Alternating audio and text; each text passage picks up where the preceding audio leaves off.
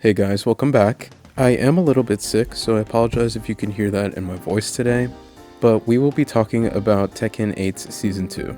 I want to be honest, I did record this video at this point 3 times. In full, actually. I even wrote a script with some bullet points of the specific things that I wanted changed, as well as like the specificities of that, but after each time I recorded, I would pause and realize what I was saying was not genuine. Like, yes, all of the changes that I wrote down were mine, and they were real in the sense of like, I would like to see Heaton changed in this way, and I would like to see this quality of life change, etc. But if I'm being honest, I don't really have any hopes for Season 2. Like, I have not really been playing this game at all, which is a sad and very odd thing for me. I mean, as it states, I've been playing this game since Tekken 2, and really playing it since Tekken 5 DR. I've had a lot of fun just sitting within myself and theorizing about the game, and things that I would like to see change to the game systems of those games, of course. But now I'm in a state where like, I just cannot stomach playing Tekken 8 that much. I mean, I'm a Tekken Emperor, right? And there's a lot of conversations about skill in this game. Like, you don't get to speak unless you're God of Destruction. And so internally and socially, I feel like motivated to play ranked, to get my rank up, and I know that I'm better than a Tekken Emperor because my win rate is literally 65%. I just can't do it. Like, I can't. It's really So I see everyone right now making their videos about the changes that they want to Season 2, and so I thought that I would make my own because I had like unique things and also a lot of things that reflected community sentiment to say. But like I said, it just wasn't genuine. Like, I don't know if I even have the faith that the devs that make this game want to fix it or see the problems that we see. Like, if the Season 2 trailer is real and what everyone is saying is correct, the fact that you can do a heat dash and then be in full crouch when you walk up to someone is fucking ludicrous. Like Nina Blonde Bomb into +5 wipe the floor? Oh, okay. No, they want me to hurt myself. They want me to freak the fuck out, actually. It's hard to be enthusiastic about a game that has betrayed your trust about 90 million times, and it's really difficult even understanding the concessions that the devs are willing to make. Like, for example, a lot of people want heat out of the game. I don't think that that's necessarily needed, but are the devs even willing to consider something like this? Are they willing to consider the plus or minus frames that you get from a heat dash? Are they willing to consider what moves are heat engagers? Are they willing to consider heat engagers always putting you into heat? I don't know. I think for most of those, it's no. So it's hard to have hope for a season that is largely going to be like the same bullshit. Like, if you're fundamentally unhappy with the system mechanic and the people making the game don't want to change the system mechanic, what is there for you to do? Of course, I don't want this to just be doom. I'm going to play Tekken 8 in Season 2. It's just, if it keeps on a similar balance philosophy, I will probably play it just as much as I played Season 1, which granted was for about 1,000 hours, but like, I mean, most of those hours were from January to like May, and then I played a lot in October, and that was about it. The rest of the months have like 9 hours of playtime, which is like crazy. Historically, Tekken games have been really rough for the first 1 to 2 seasons, quote unquote, which is about the first year and a half. But I don't want to feign ignorance about the state that this game has previously been in. While Tag 2 is one of my favorite entries in the series, it was not received very well. And while we can look back and acknowledge good aspects of that game as a community, there's still a lot of people that don't like it, and its reputation followed it from beginning to end. I just hate when people say that like, you're dooming or whatever, when we know how dark the state of this game can get and how bad the community support can be and how horrible the sales can be, etc. I mean, I think the devs have yet to even release the amount of sales that they've had since 2 million, and Tekken 7 sold 10 million. And while it did have more time to do that, it was coming from a game that performed historically terrible.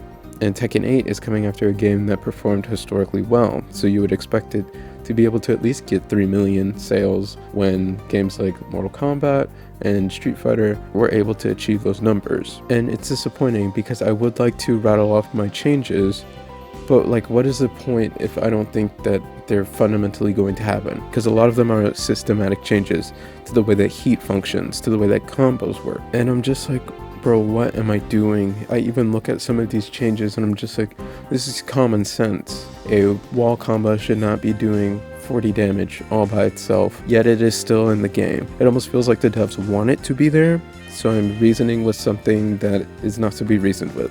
It's intentional that these things are like that.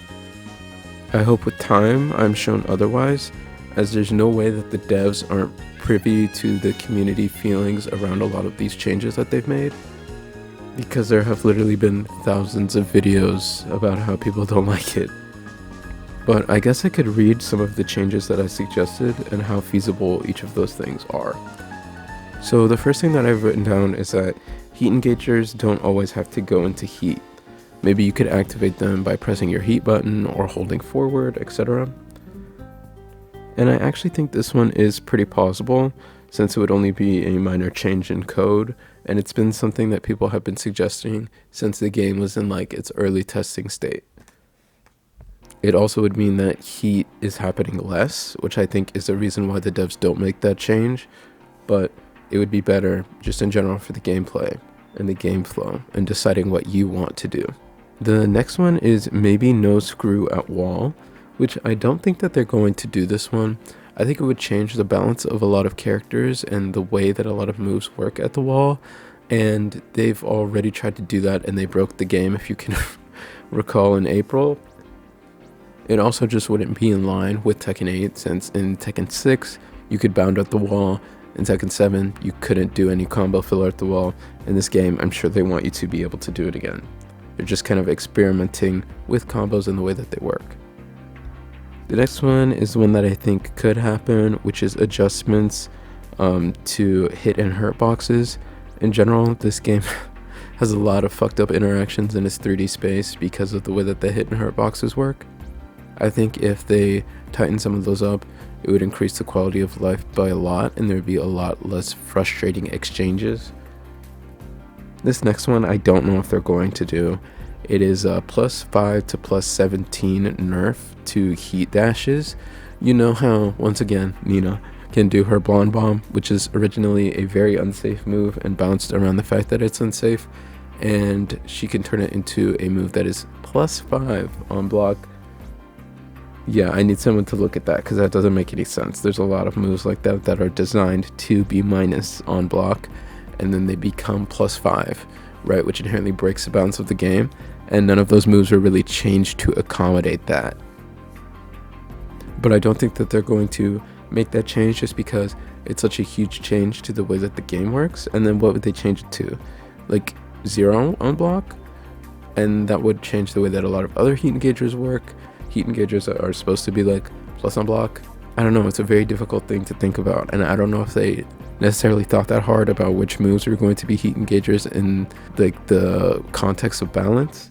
This next one might happen. I said maybe nerfed wall carry, because part of the issue with this game is that you get one whiff punish or one launch, you do one combo that's not even that optimized, you end up at the wall, you do your wall ender that's for 50 million damage, they wake up, you do one hit into your heat burst, and now you're +1 or 2 or even +4 depending on what that one hit was, because you could do something like Lily's down forward 3 or Jun's forward 4, just a move that's plus on block, and then you make them guess again because you're plus and it's your turn. And if they guess incorrectly, they die. If they guess correctly, sometimes it's your turn again, because you could do something like Lily's Feisty Rabbit 2, heat dash, now you're +5, they have to guess again, and even though they were right in guessing that it was a mid, they don't get anything from it, they actually lose. So I think something that would fix that interaction would just be nerfing wall carry in general, or opening the stages. I think that would be harder. So just, you know, maybe keep that to characters like Nina, Lee, Leo, characters that historically have had really good wall carry. It doesn't really make sense that every single character can do wall to wall. A lot of these other ones kind of relate to the things that we talked about before. Fixing rage art hitboxes again, because there's a lot of weird interactions that happen with that. Not everything should hit grounded. I don't know if they're going to change this, but there's so many moves in this game that hit grounded that when you look at the animation or think about the philosophy of the move, it does not make any fucking sense. In the same vein, I said not everything should wall splat. Again, why are 10 frame punishes wall splatting? Why does every single heat engager wall splat? Like, what the fuck is going on? Especially because you can do a full combo and then do unscaled wall damage. And some characters get extra hits like Lee, Leo, Kuma, Panda. You're done. Relook at jailing strings. I'm making another video that involves me going back in time to kind of look at what has happened to this game. And something that came up a few times was I was just as well running 3-2, and I just think about the amount of moves in this game that jail, that should not jail, and makes no sense as to why the fuck they jail. Throws off balance in a really, really just insane and crazy way. The rest of these are like cosmetic changes, so like give console players the ability to change the color or style of their health bars, give more realistic eye colors in customization mode, add gloves and nails, take away entire body customs, and I just wrote, please normal looking long hair, please. Like, there's so many problems with this game that are foundational to the system. I feel like any recommendation that I can make is just like null and void. If I don't agree with the foundation holding the game up, then I can make as many changes as I want to the building. The foundation still fucking sucks. I think this game has like so much fucking potential. Like I've said many a time, this is the best iteration of Lily, just from like design wise to the way she fights, on the new moves that she's given. I will always put Tekken Tag 2 Lily on top for like her personality, because I think it was executed very well. She's like genuinely mean and like not nice, and same thing with Tekken 6, but in this game she's quite tepid and just rich and prissy, which she always has been, but she's always had like an aggressive edge because she's a little, she's a little loony. You can look into her story and backstory for that if you want to know why. And there's a bunch of other things in this game like that. Like, I think the UI is really good, other than like some quality of life things that we need that should have been in the game on release. And I think that the presentation of the game is really nice. I honestly like the way that the combo structure is. I just think everything is so overtuned. Like, the roster is pretty okay. The stages are really good. There's just, like, when it comes to the actual fighting, like, I used to play Tag 2 for hours on end, and I didn't even think about it. But this game, I cannot play it for more than 3 hours a week. And I know other people feel differently, but this is just my experience as, I guess, a seasoned Tekken player. I don't know. I just feel like the team gives this underbaked product, then they fuck up, and then they provide something to like fix that underbaked product that should have been there in the fucking beginning, and then the community goes yay, and then we forget about it. The cycle just continued. Like, a few examples are like, why couldn't you put a character in the main menu when modders were doing that since day one? I know that you could have done that. Then they put it in the game, and then everybody celebrated. Fucking FDX is making it, they fixed everything video. The Genmaji stage controversy, that should not have happened. And then they kinda fixed it, and then everybody was like, yay, they fixed it. Like, no, that never should have happened in the first fucking place. The fact that the UI was so bad, and it was so difficult to do the most basic thing in a game, add a friend, and then they fixed it, and then we all celebrate. Online practice mode, why was that not there from the beginning? All of the practice mode stuff in general that we got added, I think 2 patches ago, why was that not there in the beginning? And there's still stuff missing from practice mode. Like, there's just been so many things that have kind of broken down the trust between the community and the devs at this point that, yeah, I don't have any hopes for this season. I just hope that they do better, and if they do, I will be playing. Trust me, because I really actually want to play this game, like, bad. I've been waiting for it because I did not love Tekken 7 at all. I was kind of hoping that Tekken 8 would get me back into the game.